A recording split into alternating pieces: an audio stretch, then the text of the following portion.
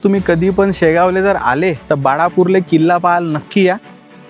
आता आलो आम्ही बाळापूरला। दादा किल्ल्यावर कसं जावं लागते? आलो मी आता किल्ल्यामध्ये।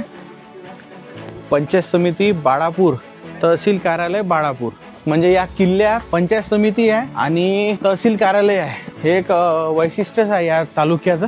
या किल्ल्याले तिन्ही साइडना पूर्ण नद्याचा वेढा आहे। इथं 3 नद्या आहे आणि 2 नद्याचा संगम आहे। मागच मोठा डॅम आहे एक। पण लय बढिया वातावरण आहे इथं, एक नंबर वातावरण आहे। आता आपण पाहूया बाळापूरचा एरियल शूट।